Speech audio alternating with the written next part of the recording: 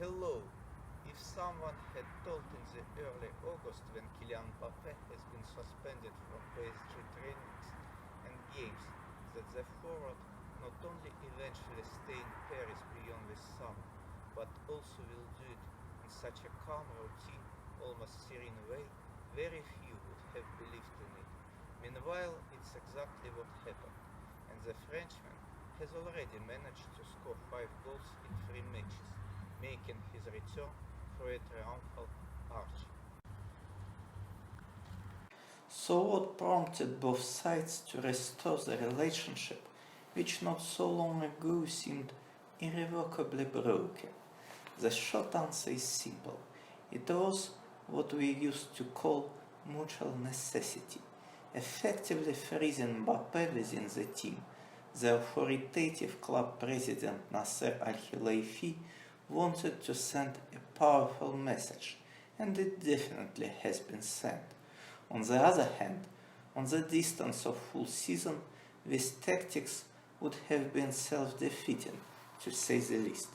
Banning the best player from official games on a constant basis, the Parisian boss would have effectively scored an own goal without any kind of economy because Kylian would have continued to get his salary in the event that he trains properly, even with the reserve team. As for other forceful solution, involuntary transfer, Al-Khelaifi couldn't even resort to it in theory, given that any club can't put this scenario into practice without footballers' will. The truth is that in this case, the Frenchman has been legally protected more than reliably. Hence, the PSG president found himself in a desperately disadvantageous position, and whatever proud and irritable he may be, the manager was smart enough to realize that negotiations, and meaningful negotiations only, is the way to move forward. In his own turn, Mbappe would hate to miss the whole season losing form and momentum. At the same time, contrary to the stereotype, he didn't want to leave PSG this summer by any means. It's absolutely transparent that the forward's genuine desire is to become a free agent in 2024 and get an unlimited choice. Being in the same role in 2022, Kylian knows full well how profitable it may be. It's also obvious that his other cherished wish is to finally lead the current club to the Champions League glory and become the pioneer in this regard, very much like Pelé in 1958, who wrote the history with Brazil at the World Cup. It may sound too simple, but Al-Khelaifi is also dreaming of successful campaign, and this turned into point of contact and later into common ground. As a result, both sides had deferred their ambitions to a certain extent. The club, in the form of its management, stopped, at least for a while, insisting that Mbappe must renew his contract for another year at worst. The player, in exchange for it, reportedly magnanimously agreed to give up his loyalty bonus, which is a huge sum of money, around 100 million euros by various estimates. Having said that, probably another factor proved to be decisive. There is no secret that Kylian was a focal point of the project for years, but this term, the whole team has been constructed around him to his liking and according to his recommendations and preferences. And it's safe to say that exactly this circumstance convinced the French star to stay in Paris for one more campaign and try to win the Champions League one more time. Incidentally, this is the right moment to broach one interesting and important subject. As great as he is, Mbappe has some weaknesses too. It would be fair to say that they are integral part of his distinguishing playing style. As you may see, like some other attacking stars, Mbappe prefers to focus strictly on his direct functions, and used to distance himself from dirty and ungrateful work in the form of extra running, aerial duels, and defensive duties. Usually, the whole team tries to disguise those shortcomings through collective efforts when it comes to a superstar who used to make a difference. For example, the latest World Cup triumph of the Argentine national team was mainly determined by the fact that Lionel Messi at last has been surrounded by the players who were able to run, press and defend for him as much as it was required. Against this backdrop, the maestro could use his special technique and splendid football IQ to the fullest. But in the case of the last season's combination Mbappe-PSG, the slow, soft and aging team rather exacerbated the Frenchman's frailties.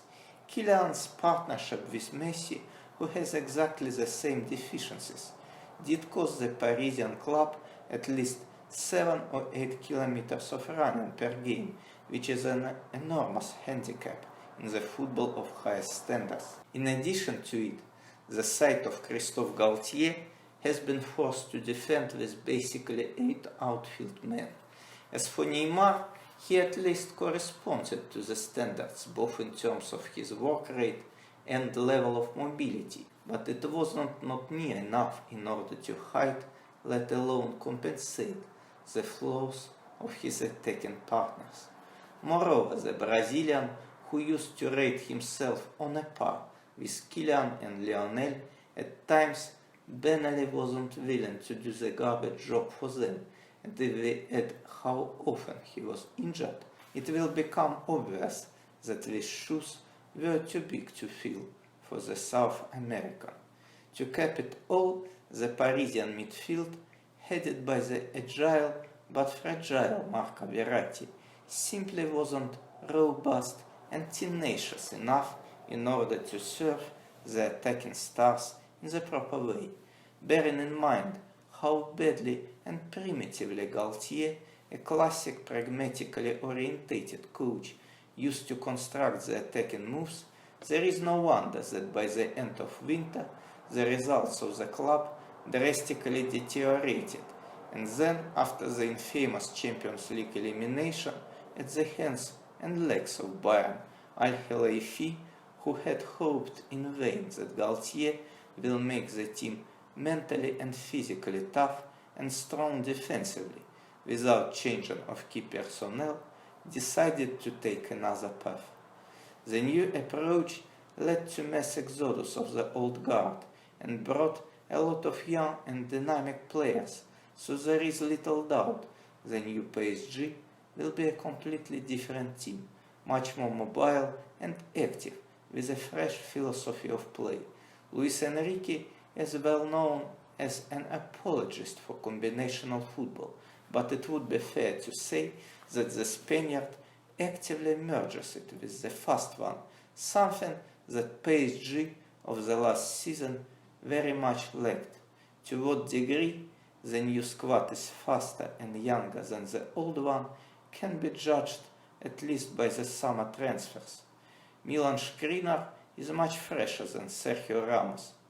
Manuel Ugarte, alongside Laurent Zaïre-Emery, who emerged last term, made the Parisian midfield much more firm and athletic in the absence of Verratti, who has turned into outcast and now is about to leave the Parc des Princes. As for Ousmane Dembélé, who took the place of Neymar, he is Mbappe's protege in more ways than one.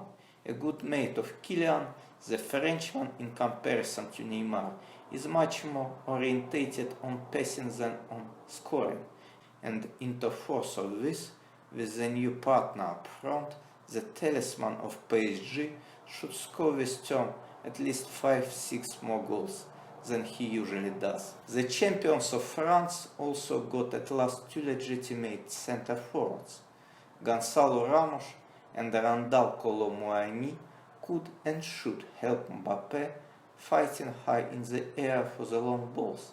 As for the latter, the ex-Eintracht Frankfurt striker is also really fluid, despite his considerable size, and could be very useful in high press, the element of play that PSG, under the guidance of Galtier, have been forced to avoid. Marco Asensio, who assumed the role of false nine so far, with his diligence, mobility, and ability to recover the ball, is also a solid aid for Mbappe though. Of course, there is no guarantee that with PSG will necessarily conquer Europe, but on paper the new approach and bet on speed and dexterity looks promising and modern. If it works out and Luis Enrique will bring together all the colored parts of mosaic, the French club will turn into a really fearsome opponent for anybody on the continent. As for Mbappe, the new looking, more sharp fashion of team play is a genuine chance for him to not only improve the individual stats, but also to showcase his sublime skills at the advanced stages of the Champions League. It's really hard to believe, but to this date, he at the age of 24 still has to his name only one goal in the semi-final of this competition, and it dates to the distant 2017. Whether it was a profitable trade or not, to give up a bunch of marquee name players in favor of extra pace and intensity, with term PSG should run on average 10 or even 15 kilometers more than the last year's version. We will see quite soon when the Champions League group stage begins. Borussia Dortmund and Newcastle, two fast-paced teams, will be a stern and acid test of Luis Enrique's team ability to sustain a certain level of efforts, whilst the much slower but wily and versatile AC Milan will present a different type of obstacle. The upcoming matches will indicate whether this campaign turns into swan song for Mbappe at PSG, or both sides still have a lot of exciting things ahead.